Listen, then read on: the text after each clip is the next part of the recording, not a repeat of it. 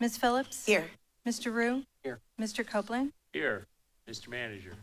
Yes, Commission, thank you. We have one work session item tonight, and that is to discuss the Tremont City Barrel Fill project and receive an update. And with us from Zoom, we do have officials from US EPA joining us to discuss that update. Before I turn it over to Jenny Polster and her team, I'm going to ask, I know Commissioner Estrop wanted to make a few comments and just thank a few of the individuals that have attended tonight's meeting. Thank you, Mr. Heck. It's been a long road, 40 years in the making to get where we are tonight, but we made it. We made it with the help of a lot of people. Tonight, we're going to hear an update on what is said in the consent decree, and then where do we go from that point forward? We are not going to take any questions from the audience. That is our usual work session rule, that this is a time for the commission to ask questions and get familiar with the subject matter. But if you have questions, please see Brian at the end of the meeting. He will give you his card. You can email him your question or questions, and we'll make sure they get asked of EPA. But we wanted to stay within the ground rules of our usual work session rule. I'm pleased to say that I have several introductions to make this evening. And so when I call your name, I would ask you to please stand so we can recognize and thank you for the work and support you, your office or organization has provided in moving this work forward. Let me begin with Larry Rickett. Larry, if you would please stand. Larry is here representing People for Safe Water. Let's give him a hand. Now, Marilyn Welker is usually here with Larry, representing the People for Safe Water, but Marilyn could not join us this evening. So I would ask you to join me in thanking Marilyn and all of you who are a part of the work of the People for Safe Water. Please stand and let us thank all of you. Please stand.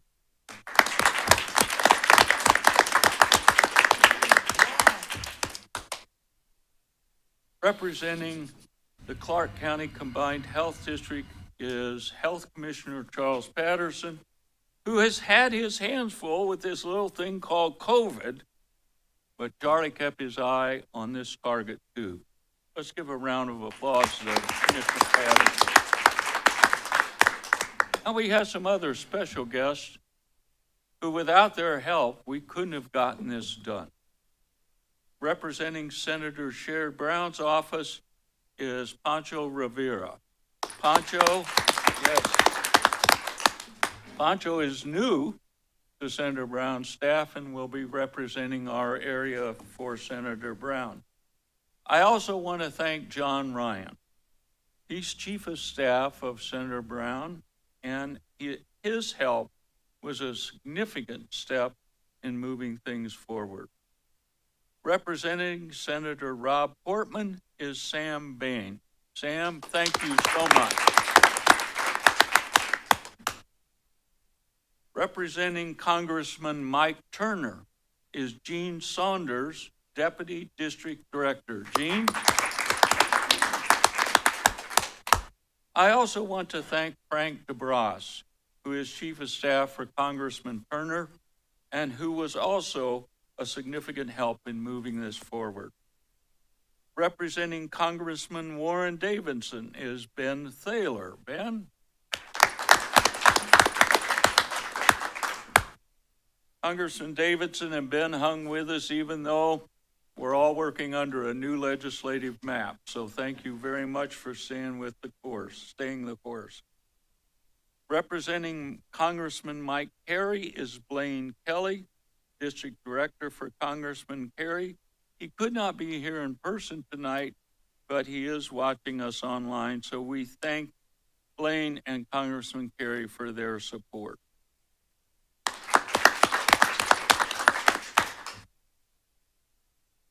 In addition, I want to recognize and ask them to please stand because truly they have been solid supporters with us all out through this fight. Ladies and gentlemen, please recognize our State Senator Bob Hackett. I don't see Kyle. Is Kyle here? Don't see him. Okay, Bob, thank you so much.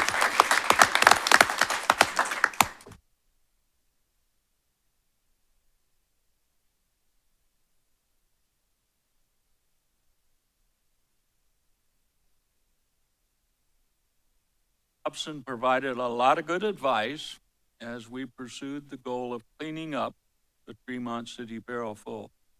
And Congressman, it was much appreciated advice. I might add, Dave Hobson was involved from the beginning, And he stayed involved straight through. to today. Yep. Well, it is now my pleasure to introduce our virtual guest coming to us from US EPA Region 5 in Chicago. Jenny Polster is serving as the Remedial Project Manager for the Tremont City Barrel Fill Project. And Adrian Paul Longue serves as the Community Involvement Coordinator for Region 5. Adrian and Jenny, welcome to Springfield. Thanks for inviting us tonight. Thank you, Commissioner. Glad to be here tonight.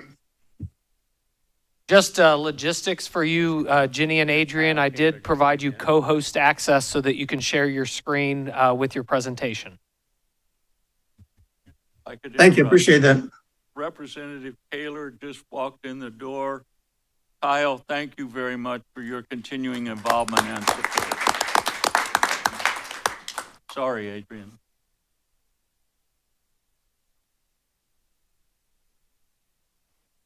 It's all yours. All yours. All right. Thank you. Well, good evening, everybody. Thank you for inviting EPA to your work session tonight. The purpose of our presentation tonight is just to provide an update on the consent decree agreement and the upcoming activities that are going to be taking place at the Tremont City Barrel Fill site. And as mentioned by the commissioner, my name is Adrian Palomeke. I'm a community involvement coordinator with EPA and also the coordinator for the site as well. Just to minimize distractions, I would ask that everybody that's online stays muted through the presentation. We'll be glad to provide an opportunity for questions at the end. So with that, I'll get started with the presentation.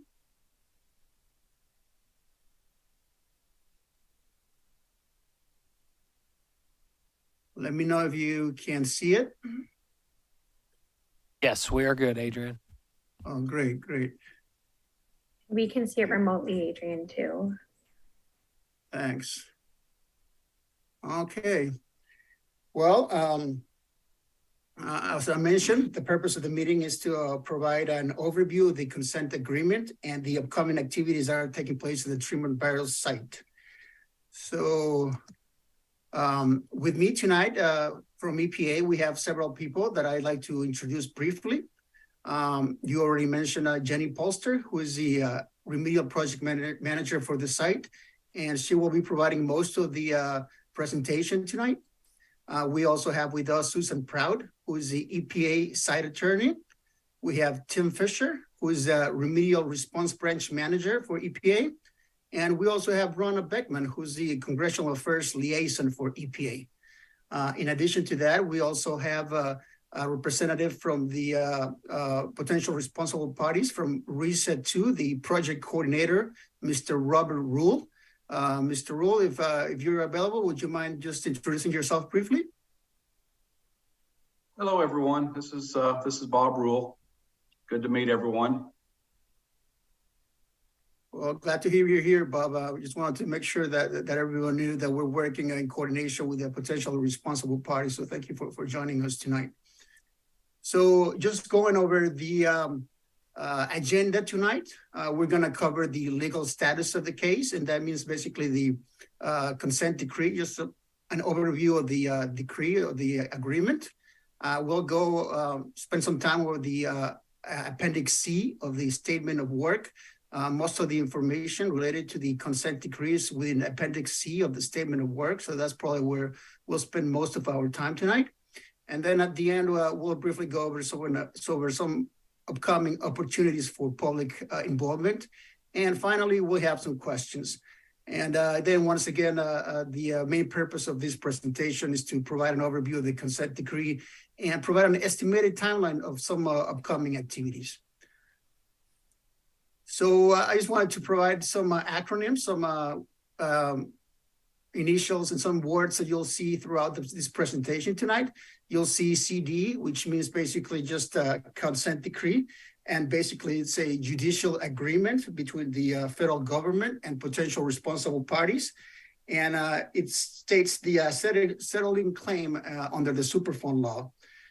You'll also see SOW, which just stands for a Statement of Work on Appendix C. And it's a document that provides a description on the upcoming projects and their requirements. Then you'll see a PDI, which is the pre-design investigation. And that is the investigation that is going to be addressing data gaps. And it will entail some additional field investigations that will take place. You will see RD, which means remedial design.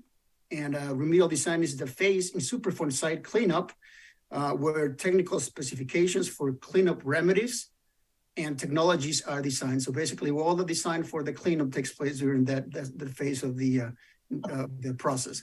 Then you'll see a remedial action, RA, I'm sorry, which means basically is the construction and the implementation of the cleanup. So the actual field work, the main construction takes place during the RA portion. Next, we'll see the O&M, and that stands for operations and maintenance.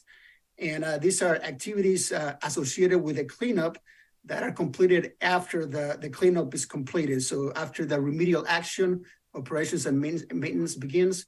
And then you'll see just WP, which just stands for work plan. And that's just a proposed strategy or schedule for the project. Thank you. So here you can see a slide that explains a little bit of where we're at now in the process and a little bit of the history as well. So on the left side, you can see kind of where it all started back in 1999 with an assessment of the site. Then you'll see the characterization, which started around 2002 to 2010. And that incorporated most of what is called the feasibility study. And also a proposed plan was given at the end, which is the cleanup plan. Then a remedy was selected, which means a cleanup plan was implemented. That was in 2011. And then in 2018, we had some updates to that cleanup plan in the explanation of significant differences. So with that, basically, you can see an arrow on the bottom of the slide where it says we are here. We're getting ready to start the cleanup process with the remedial design and the remedial action. And after that, we'll just have some post-construction activities. So basically what got us started here with the cleanup was an agreement between DOJ, Department of Justice, EPA, potential responsible parties, and a consent decree that we've been talking about was signed and implemented, which happened that in October 4th. So you can see the date of October 3rd, because that was the last day when the selection remedy stage was completed. And now we're in the beginning of the cleanup process with the remedial design.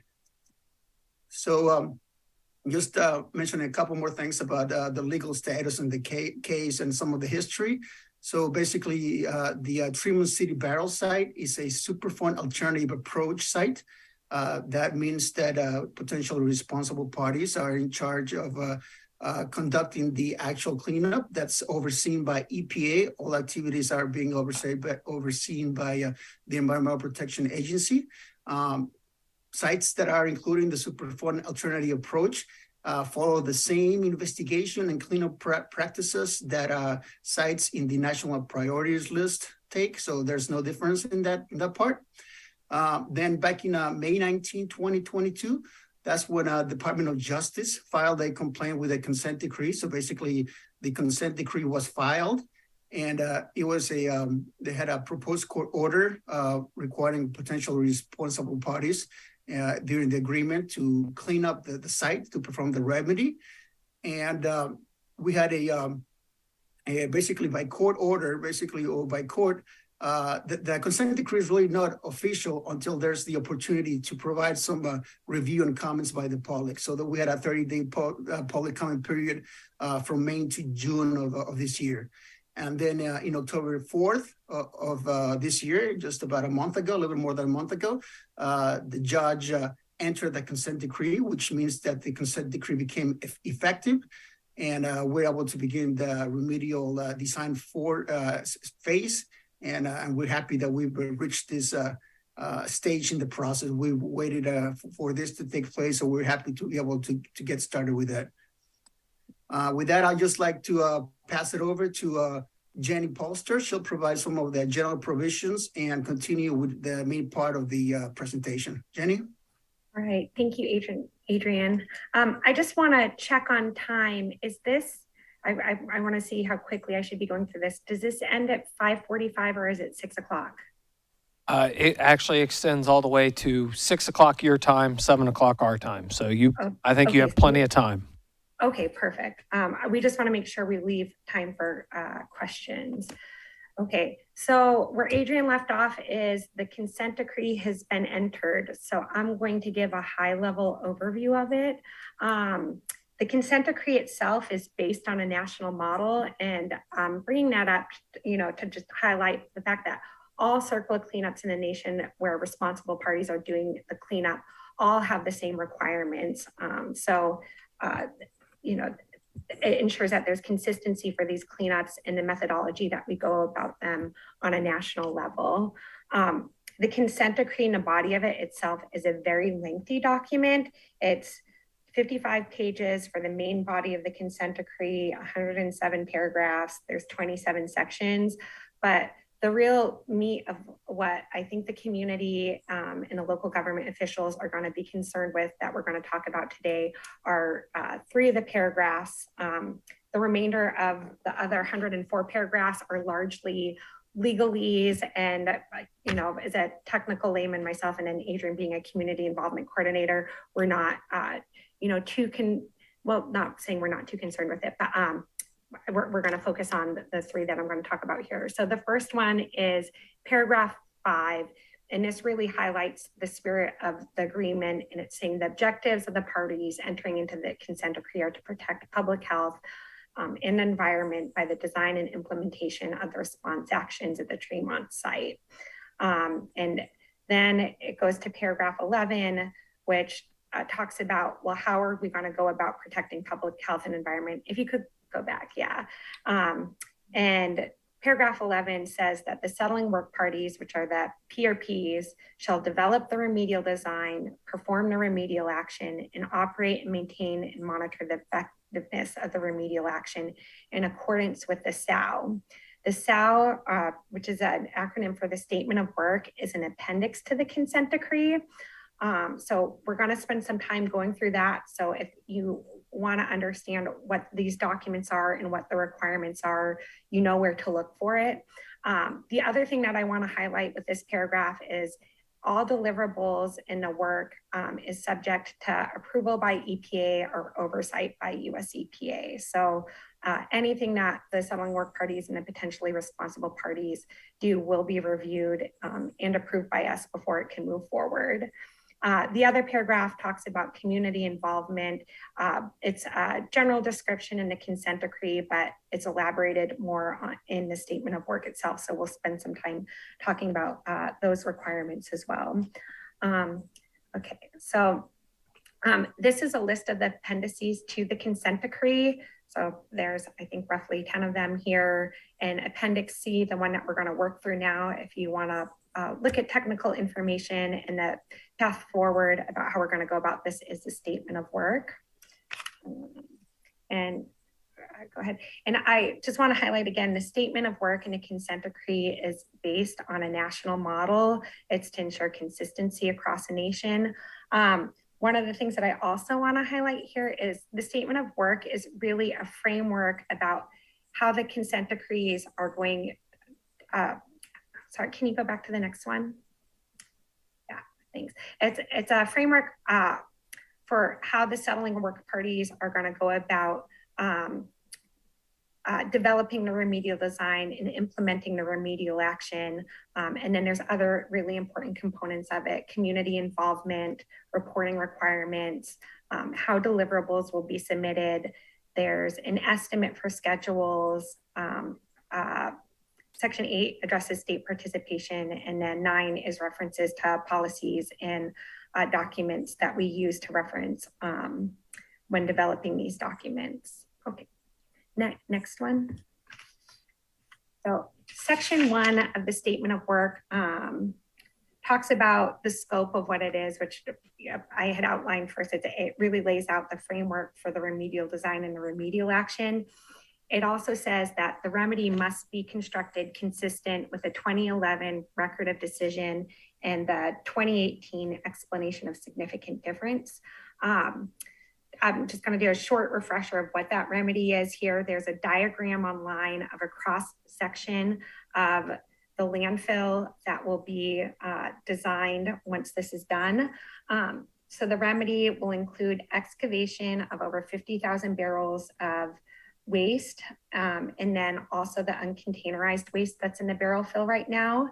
That waste will be characterized, and the solid waste will be placed back in a newly constructed hazardous waste landfill. The hazardous waste landfill is also called a RCRA Subtitle C landfill, and those are the most robust types of landfills that EPA can require. They're very protective of the environment. And then the liquids and the still bottom wastes will be shipped off-site for treatment and disposal. There is also a requirement for long-term monitoring to ensure the remedy is maintained and effective. If you could go to the next section. So we're going to skip section 2 here, which talks about community involvement. I'm going to kind of streamline the technical aspects of this, and then Adrian can talk about community involvement at the end. So section 2 is community involvement. We'll go into section 3, which is the remedial design. So the remedial design includes engineering designs and technical specifications about how the responsible parties will go about implementing the remedy that's outlined in the record of decision and explanation of significant difference. The SAO itself lays out the framework that includes an iterative process for this remedial design. So I have 5 reports that are highlighted here in the sequential order that they'll be submitted in. These are the main reports. There's also some other reports that support these that will be submitted as well, but I think these are the really important ones to highlight. The first one is a pre-design investigation. The pre-design investigation's purpose is to fill any data gaps that the engineers think need to be filled before they start doing the preliminary remedial design engineering report. Once that's completed, the next deliverable is a remedial design work plan. That highlights the management strategy and approach for the remedial design. And it also includes a schedule of a rough estimate of when these documents will be submitted. And then the next 3 reports are the preliminary 30% remedial design, the pre-final remedial design, and the final 100% remedial design. Again, those get submitted, in that order. And those include the design criteria, drawings and technical specifications, schematics, costs, and schedules. And each one of these reports, for example, the first one starts out as more conceptual, and then as you move on to the next report, the design specifications become more detailed and refined. Can you go to the next slide, please? Thanks, Adrian. One thing I want to highlight here is this is not going to be a quick process. It's not going to be done in a year. This is a very, very complex remedy, and it's going to take some time to, figure this out, ensure that it's being done appropriately and correctly, and that everyone's happy with it. So this right here is a picture of one of the test pits that was done during the remedial investigation. So you can see how some of the barrels are outlined right there in the bottom of this pit here. That's the top of them. Adrian, if you could go to the next slide.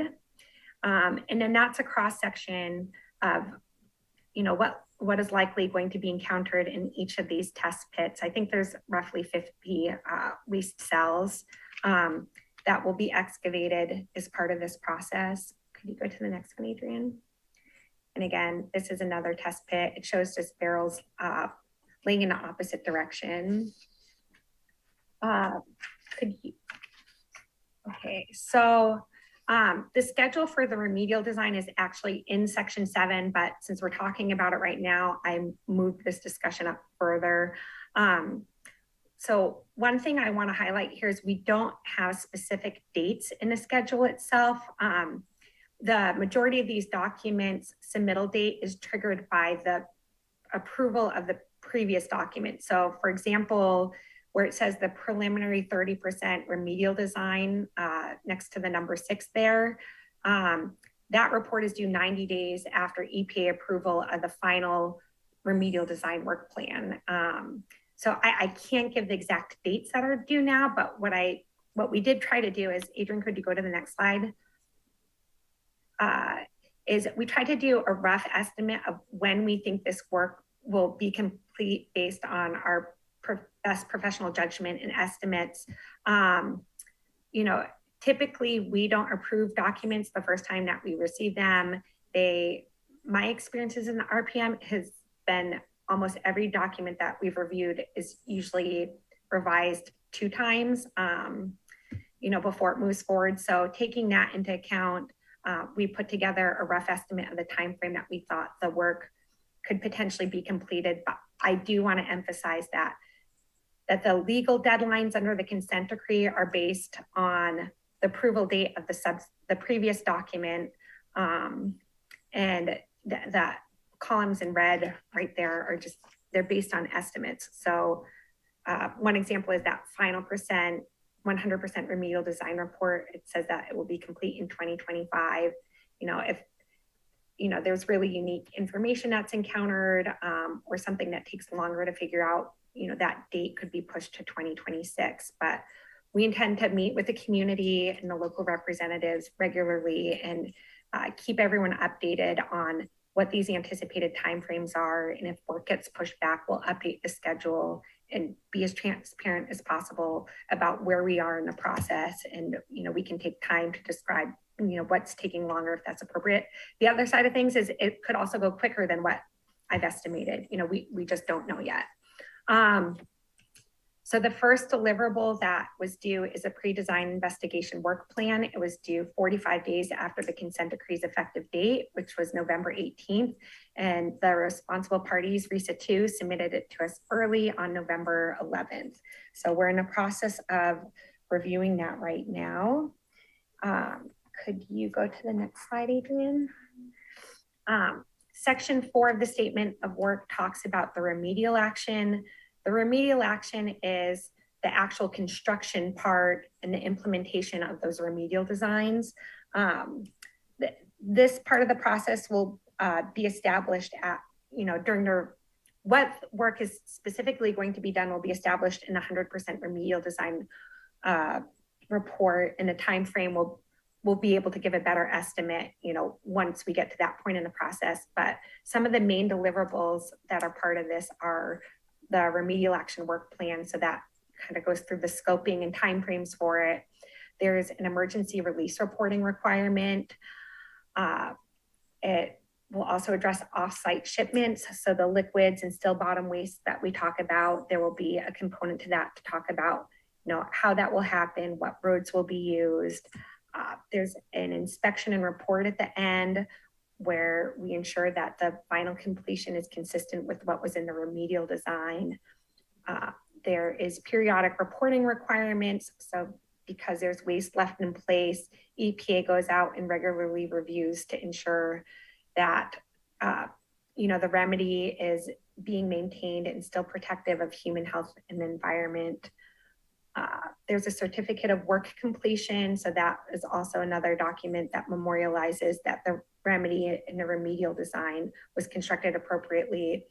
And then there are weekly meetings and inspections throughout the remedial action itself from, when the construction work begins. One of the things that we've heard while we've been talking with the community is having local representation during those meetings. So we intend to invite someone locally from the health department to participate. Next slide, Adrian.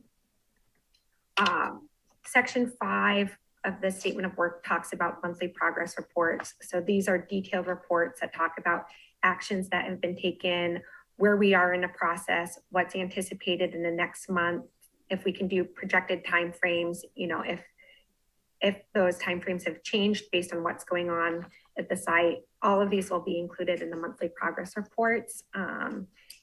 So we intend to make that information available to the community as well. Next slide. Section 6 talks about deliverables. So 6.6 talks about approval of deliverables. So EPA needs to approve every document before the responsible parties and RESA can move forward. And then there's also a significant amount of other supporting deliverables that support the remedial design. So there's a list of them right here. I'll just pause for a moment so you can read them.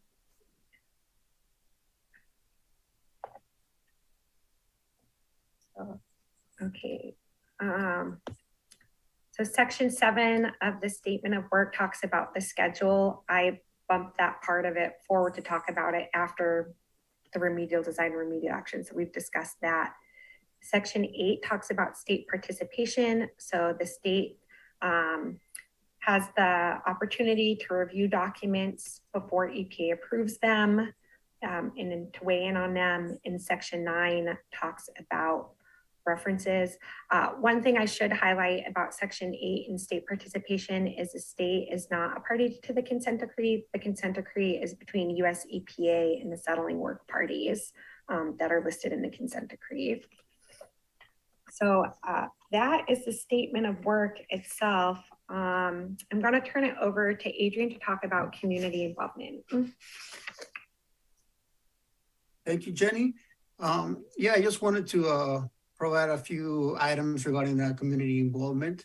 As part of the consent decree, there was a technical assistance plan that was included within the consent decree. And basically in Superfund alternative approach sites, just like this one, there's an agreement between EPA and the potentially responsible parties to arrange for a qualified group that submit a request for this to have technical assistance services. So those services they have several services that they can have through this program. Probably the main one would be to have an independent technical advisor to help them better understand some of the documents that are created throughout the process. Some of them can be technical and a little bit cumbersome for people that may not be fully familiar with them. So one of the things that can be provided through that program is to have an independent technical advisor to help with that process. They also provide some other support and resources to help share information with the community as well. Also, we will continue to have opportunities for community engagement through public meetings and fact sheets, pretty much at every major milestone that's achieved, and also when deemed necessary to make sure that everybody's well aware of the status of the sites and the activities taking place. So that's something that we definitely plan to do over the next few months and next few years to make sure that everybody stays appraised of the activities taking place. And just to kind of go over that again, in the SAL, the Statement of Work, Appendix C, Section 2, that's where it provides most of the information of the responsibilities for EPAs and potentially responsible parties for community involvement. So if people want to get a little bit more information about it, I would recommend that they can take a look at Section 2, and it provides a bit more detail about that. So these are most of the, just a little bit of an introduction for some of our planned community involvement activities. But I do want to remind everybody that if they like to get a little more information regarding the background, history, and activities taking place at the site, they can go to our EPA site for it, which is www.epa.gov/superfund/treatment-city-barrel. So this basically concludes our presentation for tonight, but we do have a little time for some questions. We allotted 20 minutes, but we're happy to make sure that everybody's questions as best as possible are answered. Also, I do want to remind everybody that this by no means is the only opportunity for people to provide questions or share concerns or anything like that. Jenny and I are definitely available and happy to answer any questions via email, via phone, or whatever it's needed. Our contact information is on the website. But if you like it right now, basically it's our last name, like in my case, palomeque.adrian@epa.gov. And for Jenny is poster.jenny@epa.gov. So with that, I'd like to start maybe seeing if we have some questions from anybody. Oh. So actually, I will stop sharing. We're going to have this. questions from the city commission first, okay? Sounds great. Yeah, well, whatever, however Are it's there any deemed questions from the city better. commission? Thank you. Yes. Adrian, I really appreciate the presentation, very informative. I don't even want to bring up concerns. What I want to bring up is when everything is gone and what is left behind, can you talk a little bit about the monitoring that's going to go on to make sure that everything is going to hold that we're doing? I can go ahead and talk about that. Thank you. So during the remedial design, there is a report called an operations and maintenance monitoring plan. And so that plan will be the detailed specifications about how the long-term monitoring that the responsible parties will be doing will happen. That long-term monitoring will probably include regular environmental monitoring that they'll report to EP on a regular basis. And then there's also a requirement for very detailed follow-up that's led by EPA called a 5-year review process. So once the remedial action is complete, that triggers the date for the 5-year review. And every 5 years, EPA does a very robust investigation to ensure that the remedy is, being maintained as it's supposed to be.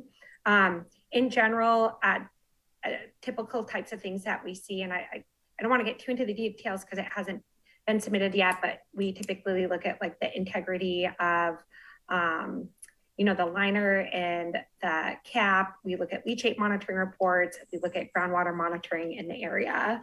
I don't know the detailed specifications because that report's not going to be done there, but those are typically the types of things that we see at landfill long-term monitoring requirements. Thank you. Thank you, Jenny and Adrian, for your presentation. I very much appreciate it. A couple of questions I've heard here in the community is who's picking up the tab on? My understanding is we're talking about $27.7 million in terms of cost to remediate this site. That million or billion? That M word, million. I hope it's not a billion. But who's picking up the tab on this? Who constitutes the principal responsible party? Bob, is it okay? So under the consent decree, the settling work parties are paying for the cleanup. I'll pass this off to Bob if you want to elaborate any more on that.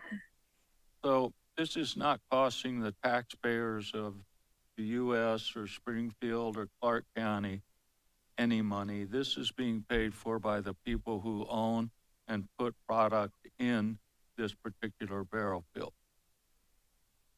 Yes. Good. The other question is, and thank you for your best anticipated timeline. We're looking at really talking about spades in the ground best case, probably 2025. Obviously, the planning and the design is critical because as we meet today, we have no sense of the conditions of those barrels or what we're likely to find when they're opened and dug up and the like. So the design work, if you could tell us a little more, is critical because you hope to discover some of what you're going to face so you can design for it. Do I understand it correctly?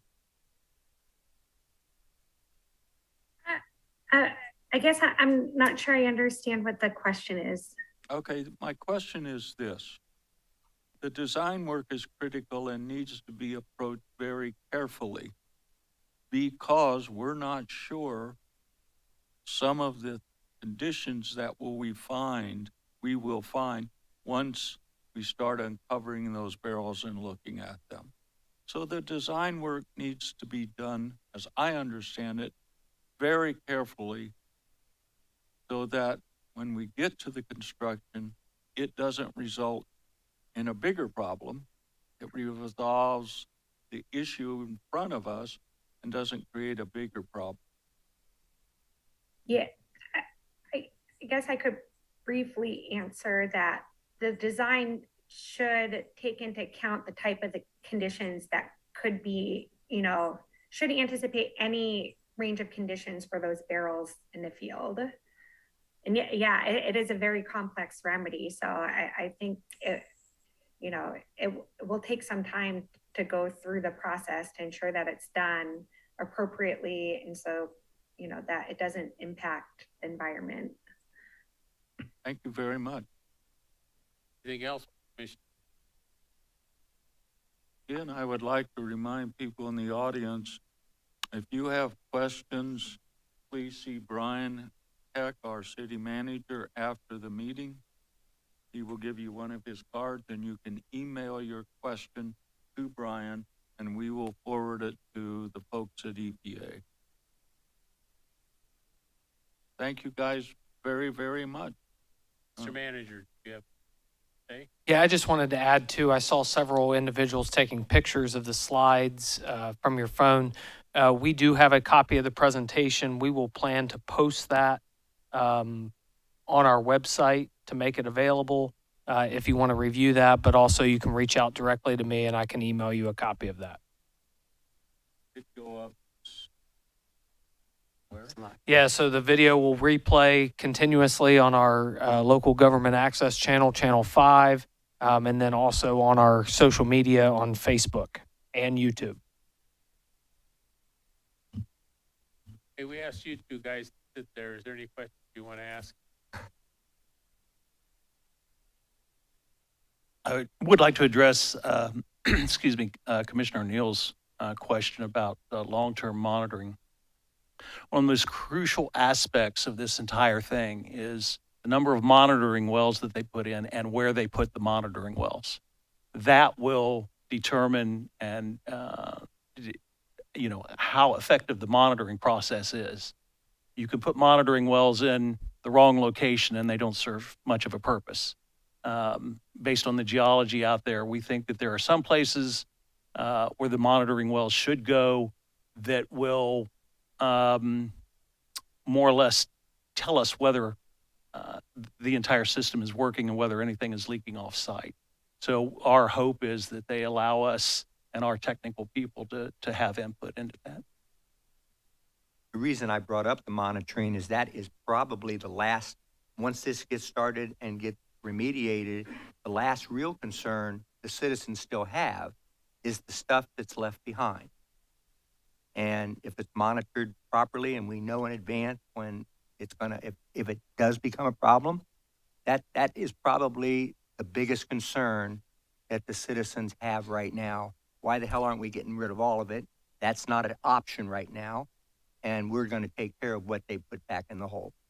That's the reason I asked that particular question. Thank you. I think I would assume that there would be with the certificate of completion that the liability would then lie on those who gave the certificate, EPA and or for those that are cleaning out the web site. Does that make sense? certificate of completion means it's done right, it's going to be monitored well. If it's not monitored well, then there's liability on those parties. But That's Here, that's yeah. the way we understand. okay. Have any questions? I don't have a question. I just would comment that we greatly appreciate the participation of the citizens group to get us to this point, and all of our friends in different levels of politics. But I also would like to point out that Ms. Polster and Ms. Palamek, Mr. Palamek has been in almost constant contact with Mr. Heck and I over the past year and a half or so as we've been moving towards this piece. So we're looking forward to an upcoming set of meetings with representatives from not only Region 5 EPA, but also working with the RESA 2 group to make sure that we do have the right community participation, that the Ohio EPA is looking at documents, that we have technical assistance for the citizens group moving forward. And, you know, I think we're all celebrating that we got to this point, but now there's a ton of work left to do.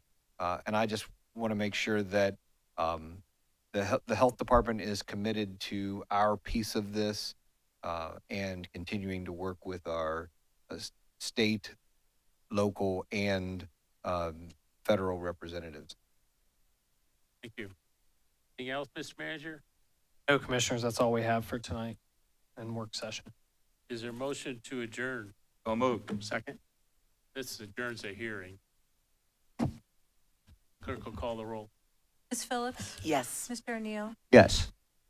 Dr. Estrad? Yes. Mr. Rue? Yes. Mr. Copeland? Yes. The work session is adjourned. And we'll take a short break before we have the city commission meeting. Kenny, Adrian, thank you. Thank you. Yes. Yeah, thank you for inviting us. Have a good night. Thank you. I hear you.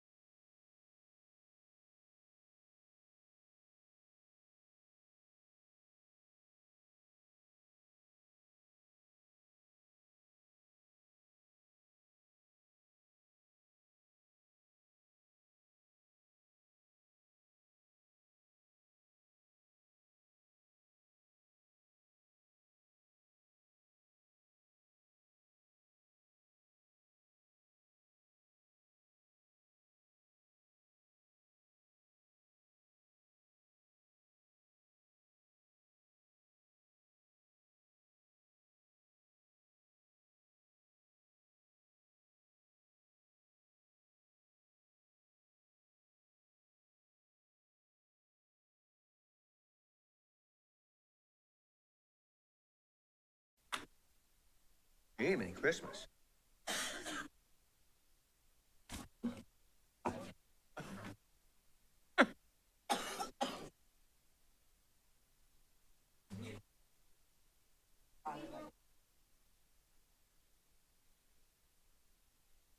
Jill, that I am going.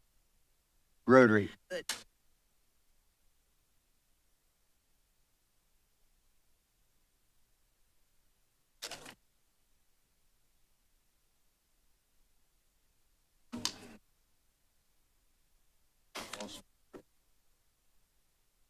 Thank you for all you've done.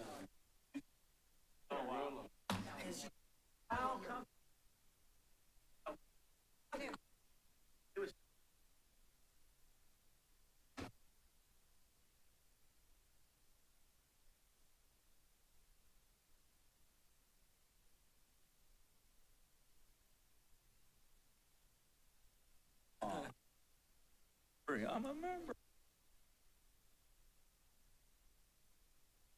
Senators are 4. Maybe it is 4. I think That's it's only 4. 2. Representatives are only 2.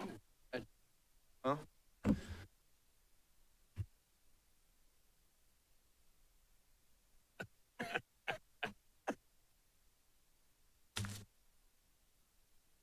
Mayor, I have a proclamation. We go.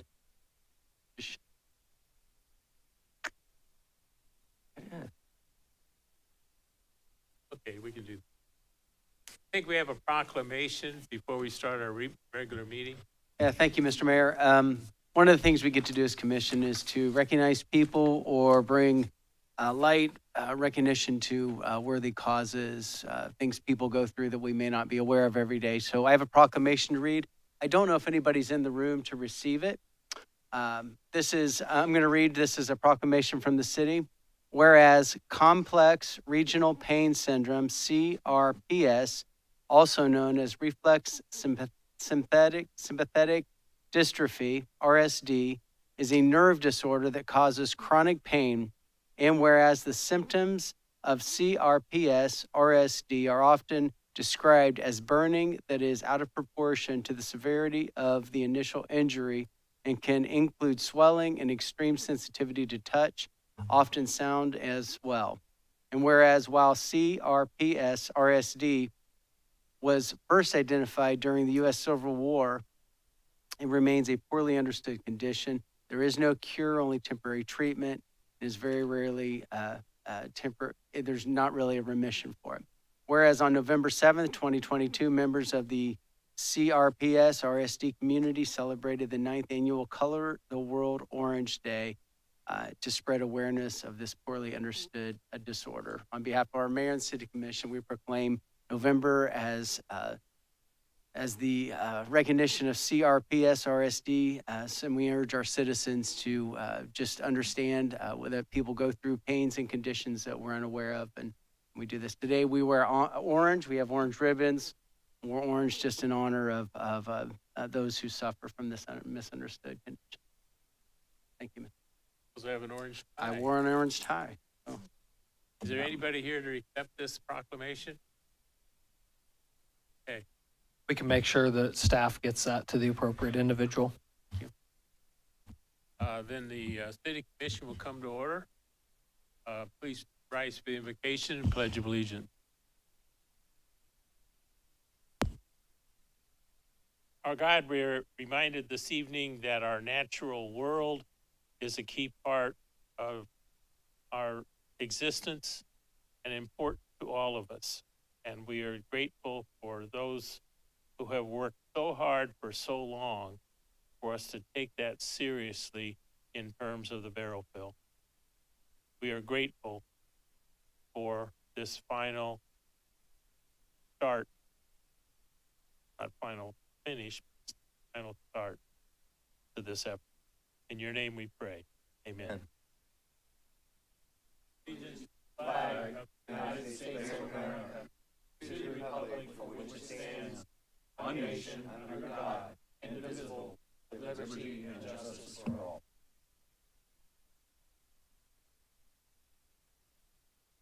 Clerk will call the roll. Dr. Estrad, Here? Mr. O'Neill, Here? Ms. Phillips. Here. Mr. Rue. Here. Mr. Copeland. Here. Do we have to approve the minutes? So Yes, please. moved. Second. Been moved and seconded. Questions, comments from the commission? From the audience? Mr. O'Neill, Here. Yes. Mr. Rue, Yes. Ms. Phillips. Yes. Dr. Estrad, Yes. Mr. Copeland. Yes. The clerk will proceed with first reading by title only. Accepting the application for annexation of certain territory containing 10.833 acres, more or less, in Moorfield Township and commonly known as the 3470 Middle Urbana Road annexation area to the city of Springfield, Ohio. Authorizing the city manager to enter into a purchase agreement for the real estate for the purchase of certain real property located at 1715 West North Street and a vacant lot on West North Street from Full-By Hotels Incorporated and Springfield Inns Incorporated for an amount not to exceed $1,700,000, authorizing the city manager, law director, and director of finance to perform all acts and execute all documents they consider necessary to fulfill the city's obligations under said purchase agreement and to comply with all relevant local, state, and federal legal requirements. Authorizing the city manager to enter into a contract with Desmond Incorporated for the professional consulting services relating to the City Hall parking garage repairs and plaza redesign Phase 3 project for an amount not to exceed $75,800. Authorizing the acceptance of various donations in support of Culture Fest 2022. Confirming and approving an easement amendment with American Transmission Systems Incorporated to provide for the modification of the lines in Snyder Park. Questions, comments? Just a couple of real quick questions for the staff. First of all, we thank those people who donated in support of Culture Fest. The parking garage repairs we're talking about are not related to our new parking garage, but rather, is it not the parking garage under City Hall and under the plaza? Yes, Commission, that is correct. It is the project to deal with the expansion joint as well as the rubber roof membrane for the parking garage that sits underneath our building, as well as the plaza redesign project. I will just take the opportunity to update. We did bid this project and it opened last Friday. We had no bidders. So we will work to put this back out for bid and hopefully keep somewhat a timeline of 2023, but I'm guessing it'll leak into 2024 as well now. Is your guess there's just that much work out there right now, or? Yeah, I think it's a variety of things. Contractors, a limited number of contractors for the project, and they have enough work, and then just finding even a general contractor to find subcontractors. It's a tough time. And with item 305-22, I'm wondering, Mr. Heck, you might elaborate on why we're buying a hotel. Yes, Commission. So 305-22 authorizes the purchase of what is known as the Villager Inn, which is out on the west end of our community. We continue to work on addressing the displaced individual matter that exists within our community, exists across the country. It was exacerbated by COVID, and a lot more individuals and families were displaced from their homes during that time period, and we're working to address that. As you know, the commission established the Homelessness Task Force back in November of last year, and the community and its partners and our staff continue to work on solutions, both short-term and long-term, to address this challenging situation for our community. And so one of the things we've worked towards is the purchase of this property, this Villager Inn, to provide access for emergency shelter as well as permanent supportive shelter options within our community. So we will purchase this, and then we will work with our community partners, our shelter partners, in providing a place for, again, emergency shelter operations as well as permanent supportive options within our community. So the city will not be operating. No, the city will not operate it. Actually, we will work at some point to transition the ownership of this again to one of our partners who will operate and maintain the facility again for the homelessness challenges that we see within our community. I just appreciate the compassionate creativity that your staff has in finding humane ways. We're not looking at large gymnasiums that are abandoned or other things. We're looking at a dignified way to temporarily house folks, get them out of the cold. Just really applaud you all for looking for unique opportunities like this to make a difference in those displaced individuals' lives. Timing couldn't be better. Yeah. And we're usually using mostly federal money, right? Which is, Yes, we're which able to makes this supplement our possible. general fund with Yeah. the American Rescue Plan dollars that come into our community to Right. help supplement this purpose. Also glad in item 241-22 to see the city continuing to grow. I was wondering if you might give us some idea of what we expect to see on this newest part of the city. Yeah, this is approximately 11 acres up on Middle Urbana Road. It's just north of Emmanuel Way, currently a farm field. This is one of the developers that has been very active in our community, Mid-Ohio Development. They've just completed or are completing the expansion of their Spring Meadow apartment project. They're getting ready to move dirt and start a project at the former Simon Kenton School site at Home and Durr. And then they're working on this project on Middle Urbana Road, where they would plan to eventually construct 64 market rate condo units on this property. Thank you. Okay, clerk, I'll proceed with second reading. Authorizing the city manager to enter into a pre-construction services agreement with Marker Incorporated for the preliminary and pre-construction services for the construction of the 3 new fire stations for an amount not to exceed $65,190. So moved.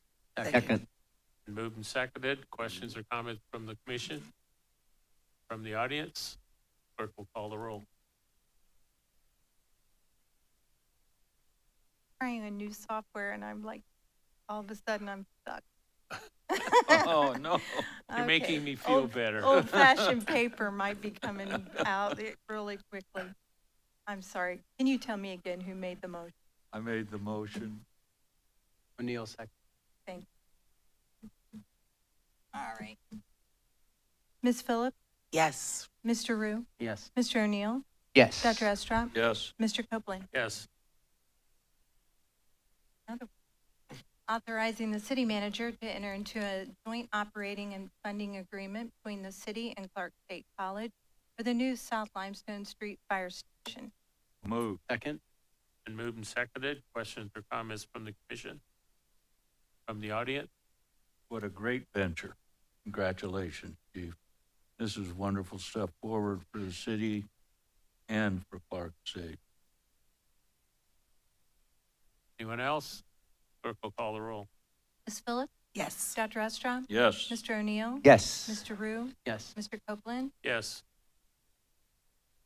Implementing sections 3735.65 through 3735.70 of the Ohio Revised Code establishing the East Springfield Community Reinvestment Area in the city of Springfield, Ohio, and designating a housing officer to administer the program.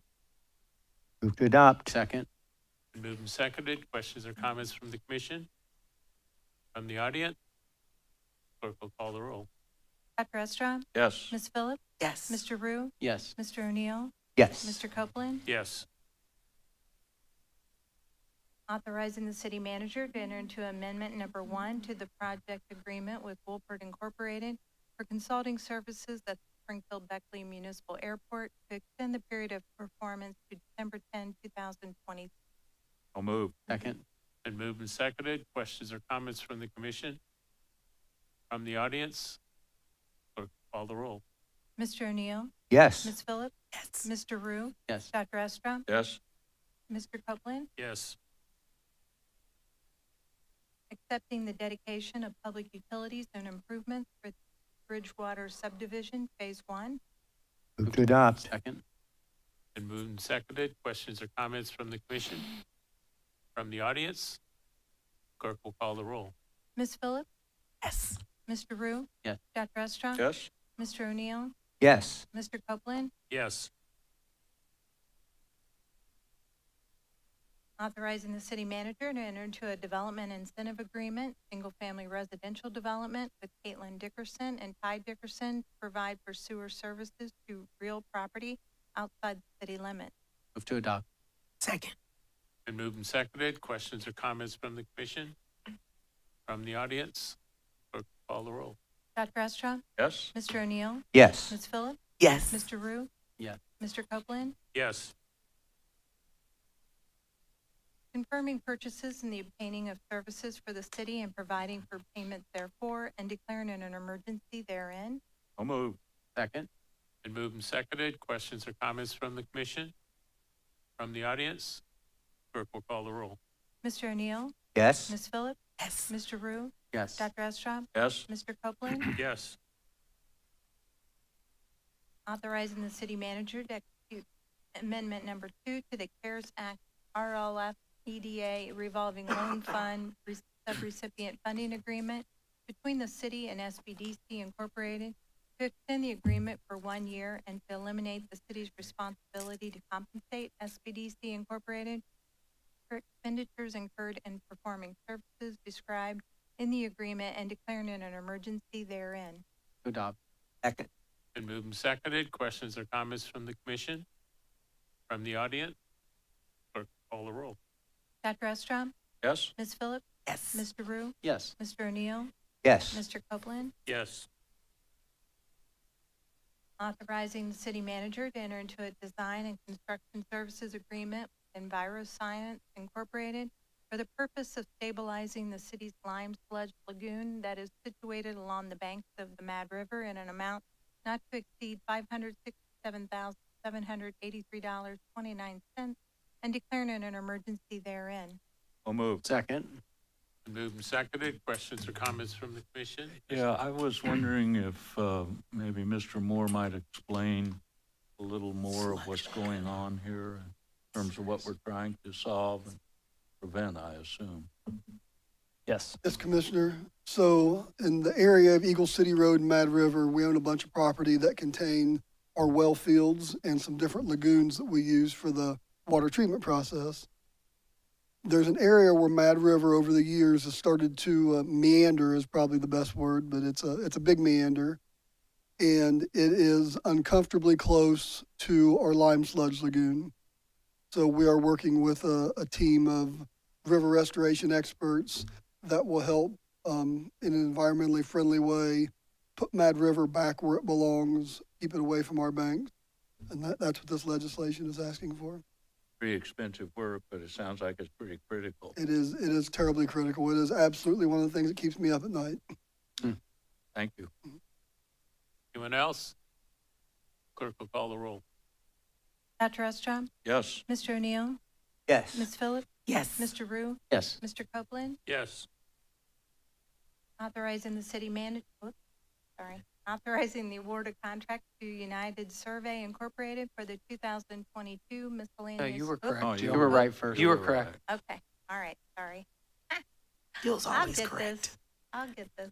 Authorizing the city manager to execute an interaction and cooperation agreement with Community Mercy Health Partners doing business as Mercy Health for the purpose of providing supplemental police services as needed for 100 Medical Center Drive, Springfield, Ohio, 45504, and declaring an emergency therein.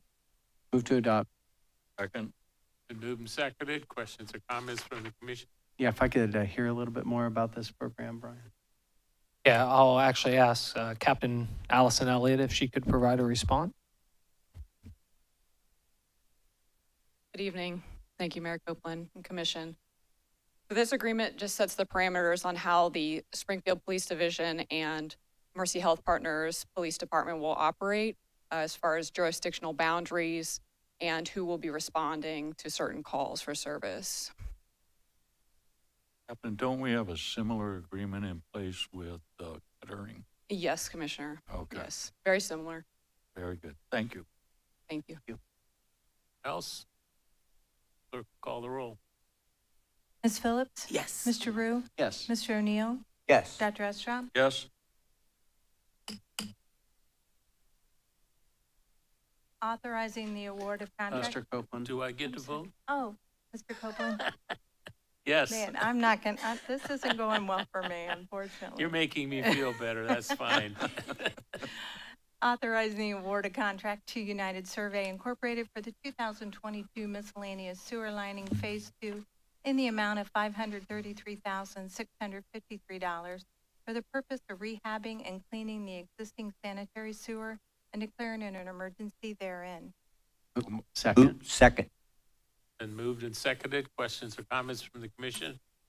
I know I've asked this a million times and Chris has done it at least that number of times.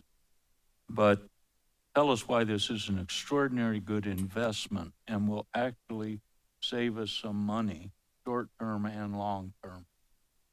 Yes, Commissioners, so this project is, it allows us to line sewers without digging up the roadway, or in many cases on this project, digging up folk yard. There are a lot of places where when Springfield was developed, sewers were put in the rear of houses that back up to each other to eliminate extra sewers down the roadway. It saved the developer money decades ago, but creates a maintenance nightmare. So this program allows us to repair, almost totally replace those sewers without digging up the road. And it also helps us work towards minimizing the amount of clean water that gets into the sewer system and takes up excess capacity. And it's a great program. We do it, we've done it every year for over 20 years. So. Great, thank you. Anyone else? Clerk will call the roll. Dr. Estrop? Yes, Mr. O'Neill? Yes. Ms. Phillips? Yes. Mr. Rue? Yes. Mr. Copeland? Yes. Authorizing the acceptance of a donation from the Springfield Citizens Police Academy Alumni Association for one Transcend Mini Vantage surveillance robot with a total value of $7,999 and declaring an emergency therein. Move to adopt. second? Been moved and seconded. Yeah, I'd like to maybe hear about this program, what this bot does, or what this does, how they survey. Yeah, I'll ask Captain Mike Kranz if he could provide an explanation of what this is. Yes, Commissioners, this is one more piece of our electronic package. It's primarily to serve the SWAT, but it will have some uniform patrol application. A well-wheeled drive, small robot, nothing on it but a camera. It allows us to put it into a room, put it into a house. Is something maybe the fire division could also use in, Depending on the application, they probably could. It has rubber wheels. I'm not sure it's going to hold up well in some of their environments, but Right. certainly in hazardous material environments, it could. thank you, Thanks. We are grateful for this donation. it's very nice. absolutely. Anyone else? Clerk will call the roll. Mr. O'Neill? Yes. Ms. Phillips? Yes. Dr. Estrop? Yes, Mr. Rue? Yes. Mr. Copeland? Yes. Authorizing the city manager to execute and enter into contract for the purchase and installation of police vehicle laptops and accessories from Upstate Wholesale Supply Incorporated, doing business as Bright Computers, through the United States General Services Administration and installed through the KR Rose for a total amount of $141,219.46 and declaring an emergency therein. I'll move. Second. Been moved and seconded. Questions or comments from the commission? Damn. I think it's really valuable to add this to what our police have available to them to keep a record of what's happening. Clerk will call the roll. Ms. Phillips? Yes. Mr. O'Neill? Yes. Mr. Rue? Yes. Dr. Estrop? Yes, Mr. Copeland? Yes. Approving the 2013 calendar of the city commission meetings to be held on Tuesdays in the city forum, except for Monday, May 8th, Wednesday, July 5th, Monday, November 6th, and the city commission retreat scheduled for Tuesday and Wednesday, March 21 and 22 in the Gothard Room, City Hall, second floor, and the budget meeting scheduled for Tuesday and Wednesday, November 14 and 15 in the Gothard City Hall, second floor. So moved. second? Moved and seconded. Questions or comments from the commission? From the audience? Clerk will call the roll. Mr. Rue? Yes. Ms. Phillips, Yes. Mr. O'Neill, Yes. Dr. Estra, Yes. Mr. Copeland. Yes.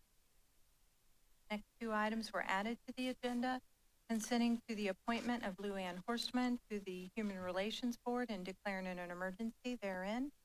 So moved. Second. Been moved and seconded. Questions or comments from the commission? We appreciate her service. Anyone in the audience? Clerk will call the roll. Dr. Estra, Yes. Ms. Phillips, Yes. Mr. Rue, Yes. Mr. O'Neill, Yes. Mr. Copeland, Yes.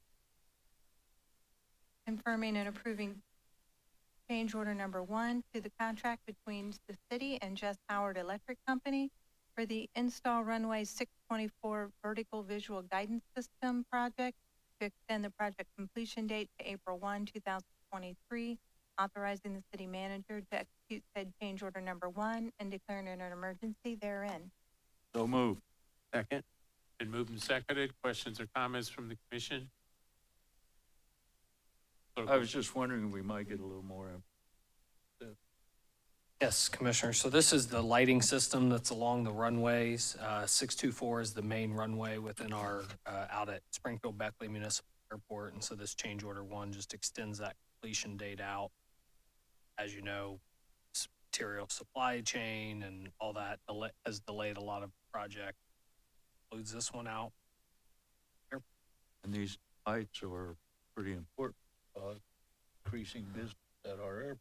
Oh, certainly. And the current PAPI system is definitely in dire need of being replaced. Thank you. Else? Clerk will call the roll.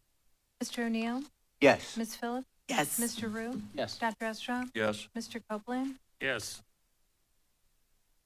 That's the last of the agenda item. That concludes our agenda. Are there other issues to come before us from commissioners? Like to wish everybody a happy Thanksgiving. Absolutely. Happy and safe. Did you want to say something, Mr.? Yeah, Commissioners, if that's okay, I would just like to state, I know a couple times it was commented, so we are working with a new agenda management software system.